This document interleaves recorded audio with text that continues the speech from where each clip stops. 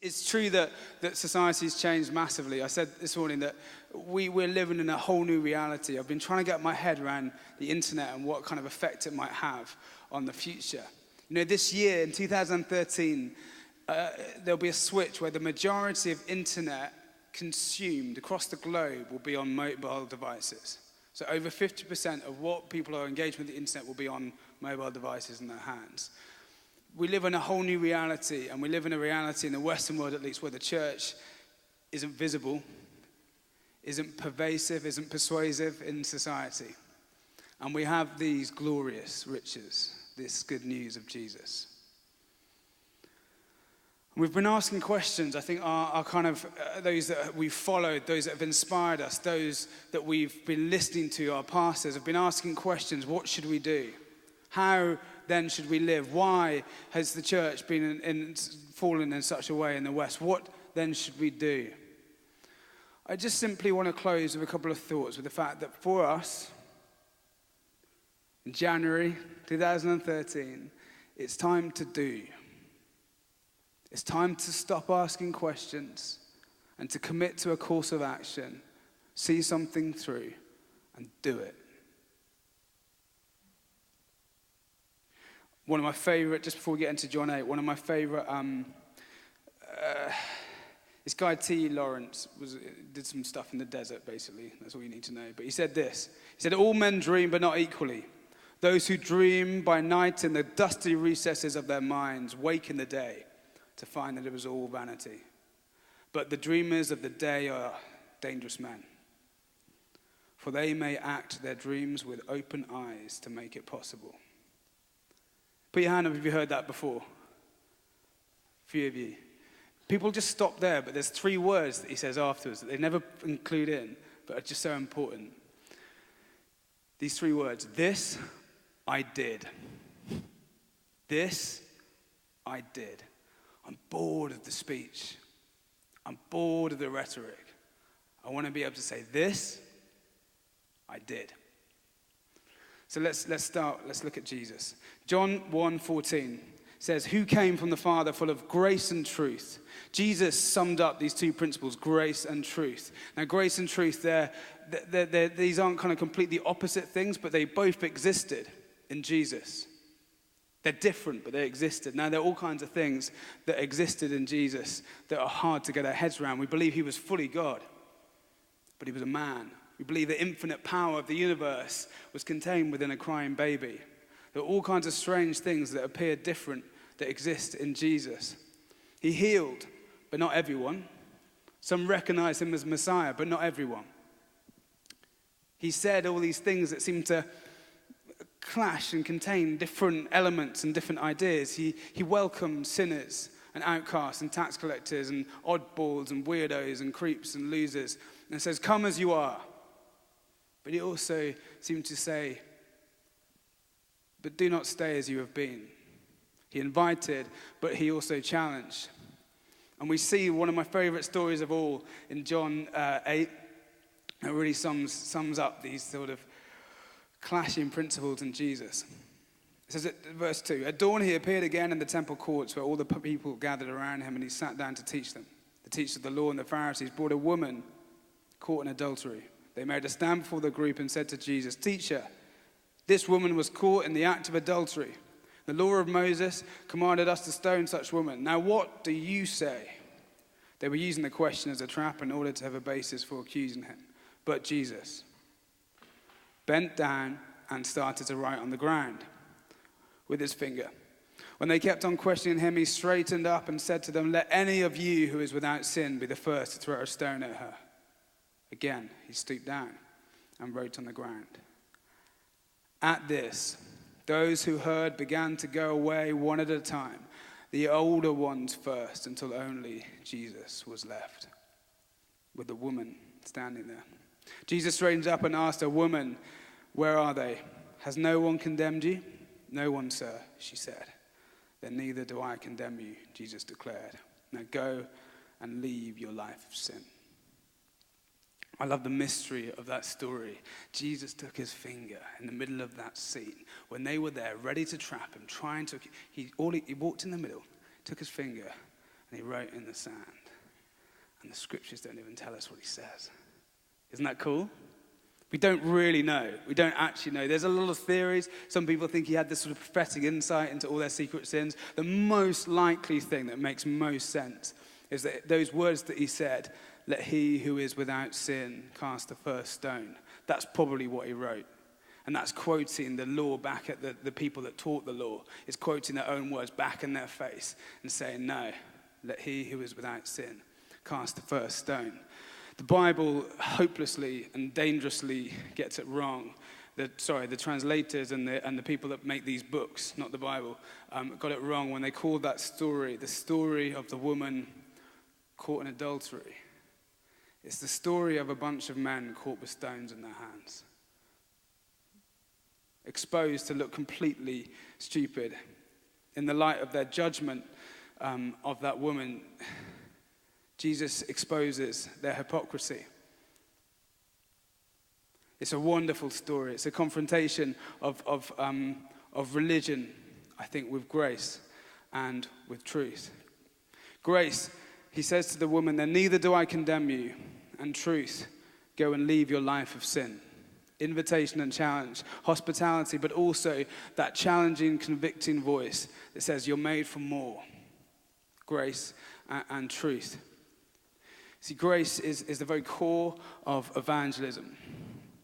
Grace, this free gift of God, the scandalous thing where God, who was perfect, looked at our imperfection and said, "I will make you perfect. I will make you perfect by me who is perfect, coming and dying and embracing your imperfection and redeeming your imperfection." The scandalous and dangerously good news about Jesus that we have in our hearts today, it all starts with that grace. See, evangelism in one sense, and this desire to share that, I think it was a woman called Jackie Pullinger who said it's just one beggar telling another beggar where to find bread. It starts with a realization that we're just in desperate need of grace. We're in desperate need of grace. And so is everybody else. And in just wanting to share it, we're just beggars that have nowhere to get bread. And we can tell other beggars where to get bread. But to be honest, the next part I think is true as well, is that we find so much more than just bread, so much more than what we think we need, so much more than our appetites and our situations sort of awaken us. We find God who's bigger and better than our basic needs, who invites us into a reality beyond. Grace is the cornerstone, the foundation of this evangelism. I think we've made a business about evangelism being hard and about the world being scary. You know, I've been to endless services that quote the statistics and make the world outside sound scary and church so hard. But at the moment, I've got my Alpha group on Wednesdays. It's absolutely rammed. I have 19 people in my group, which is a real challenge. And they're all there from all these different backgrounds, overwhelmingly diverse backgrounds. You've got lawyers and Polish laborers and just all these different, various different backgrounds. They all want to find out whether they believe in Jesus. They're there to find out, is this true? When I speak to people around, like the hostility and the struggle and the obstacle that we've been told is out there, I don't think it's there. I've been to endless services and churches that make the world sound so scary and this task of evangelism impossible. But it's not. It really isn't. It's just one beggar telling another beggar where to find bread. Do you know what? People are hungry. People are longing for authenticity, are longing for reality. And they're longing for the humility to say, just come and see. It's grace and truth. You see, I work for Alpha, and what I want to do is just flesh out why I think the principles of Alpha, not necessarily the course of the product itself, encapsulate for me something that we need to do. So I've decided I want to prioritize my life around this question. How will the next generation come to see and know who Jesus is? And Alpha is just a tool. It's great. It works. But it's not a big deal. That's a big deal, that question. Alpha is a way in which I've found that works. But the question is, how will your friends, the people that God's entrusted you to, the people that you'll see tomorrow, the people that you'll pray for this week, how will they come to know who Jesus is? And the reason why I love Alpha is it takes those two principles of grace and truth and kind of encapsulates them together. So in my group on Wednesday, we have people come in with questions. But they come with questions and they hear a talk. Not everyone agrees with the talk. The talk is true. It's what a Christian believes. It's what I believe. But not everyone has to believe. Grace and truth. There's truth, but there's also acceptance that not everyone believes it. Within Alpha, within this community, we'll welcome people in. There's grace and there's truth. People come with all their thoughts and ideas and they're welcome and they ask them. And I'm not going to force them. I've got no power to force someone to change them, but they're welcomed. At the end of the course, some people don't become Christians. That's really sad. But I'm not going to force them. In fact, what's really exciting is I've got people helping on the course that I do that aren't Christians. They somehow find in this thing, Alpha, something that's bigger, something that they can be part of, that doesn't necessarily demand on them changing straight away. I think grace and truth are at the heart of something magical, something wonderful, something absolutely incredible that's at the heart of what we need to do. We need to create communities where people have the opportunity to encounter Jesus. And we need to hold our truth and cover it in grace. I was thinking, life without that kind of dynamic is pretty brutal. Imagine going to a hospital room and you're waiting for the news of maybe a parent, maybe your dad, how he's doing. And a doctor comes in and just says, he's dead. Hits you with the truth. Well, it's true, but there's no grace in that.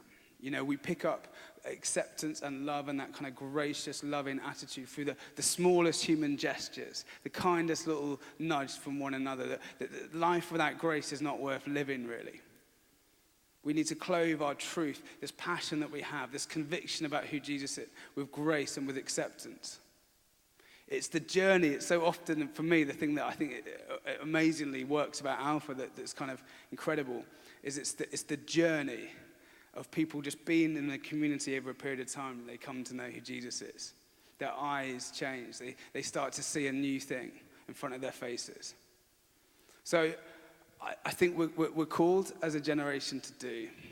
I think Alpha is just a tool. It's something that we'd love to help you with, thinking through. It's not the only thing at all that I think would do this, but it's something that is really working.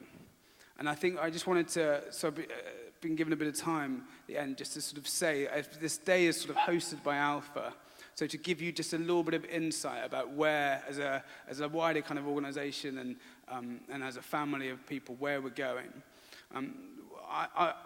We're convinced that to do things, we're convinced that to reach people that no one else is reaching, we need to do things that no one else is doing. We need to change and we need to innovate. Alpha's been great. It's been a really good and successful thing. But at the very DNA of it, from when it first started, it was something that was constantly changing, constantly evolving. It started with basically a group of posh guys in London asking the very same question, how are my friends going to get to know Jesus? And it's constantly been changing and developing. And we stand at this kind of point now where we want to say, what do we need to change? What do we need to do so that each one of us has a tool in our hands, has a way, has a how, not just a why, but has a how, a mechanism by which our friends can come to know Jesus. So we just want to invite you on the journey, very simply. To be honest, brutally honest, I really couldn't care less whether it's Alpha or not that does what I'm passionate about. I couldn't care less whether you do Alpha or not. I care deeply, deeply that we do. That we take a breath in and then we go and do something. We live and we live this amazing good news in a way that's in people's faces, that's completely covered and rooted in truth, but clothed in grace. But what I've found is that Alpha works. That's the journey I'm on and the journey we're inviting you into, to be part of a local community in Scotland that's innovating and thinking through. How are your friends going to get to know Jesus? How can we help one another to think through that question? So we're doing this thing called Alpha Lab, which is just setting up little laboratories around Scotland where we can just get together and ask that question. Where you can just be like, well, how? I want to figure out how, the actual kind of process. Because it's all very well, these big ideas, getting really excited and getting really like, yeah, I want to do it. But how is so hard. The how is actually really tricky. Figuring out day to day the practical steps of how we're going to do this. So we want to invite you into these communities where we're just going to get together every 6 months and ask those questions together, make some plans, pray for one another. And I think there's a slide that would say the first time we're going to flesh out what that would look like is we're going on tour with the Worship Central band that are going around the UK, and we're going to have a little gathering in Edinburgh, which is just the start of something. It won't just be in Edinburgh in the future, but it's just the start of something where we'll get together and be thinking that question through. And the last thing I'll say about that is the whole approach is to actually to action. It's not just a time where we're going to get together and think about big ideas and sort of dream and look up to the sky and wonder how wonderful God is at all. We're actually saying, like, in light of who God is, we need to do something. So these are like, do you ever see those films like the war rooms? Do you know what I mean by the war room? Where there's like all the generals and they've got their armies and they're kind of shuffling things around. These are like workstations. We're going to give you like lovely markers and great stationery, really great stationery, big bits of paper, and we're going to make some plans together.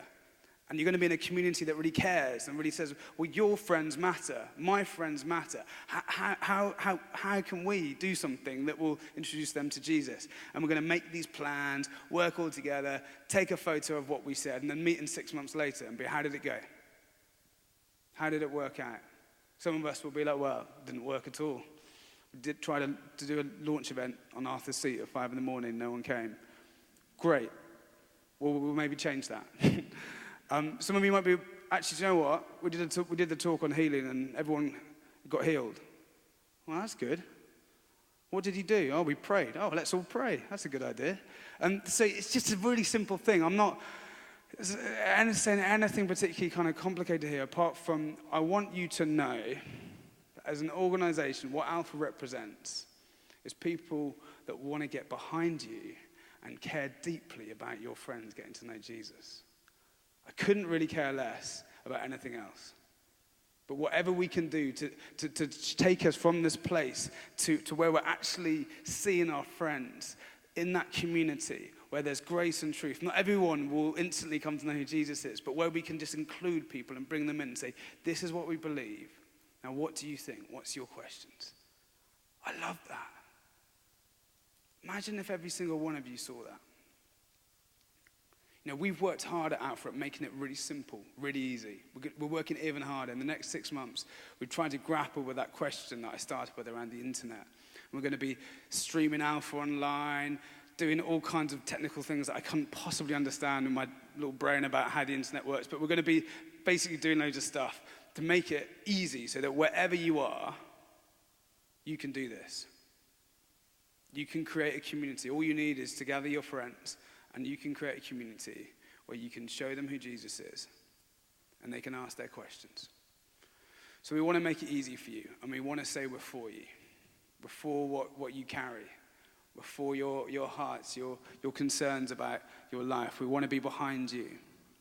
We're so much more interested in where God is calling you than that program or project. We want to turn it all towards you and where you are.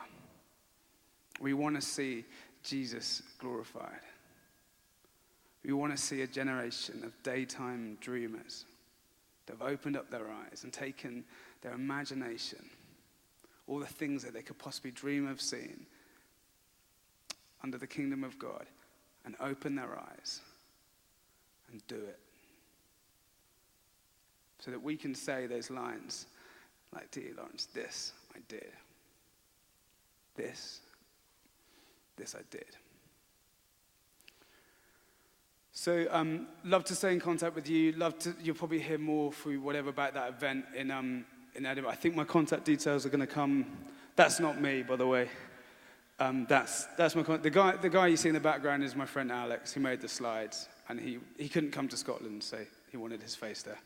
I'd love to stay in contact with you. Write Twitter and email address, and And I want to just really, I'm really deathly serious. I left Scotland to come back to Scotland to say this to you, that I'm really serious. I want to see and do what it takes to make sure that we can do that together. We can introduce our friends to Jesus.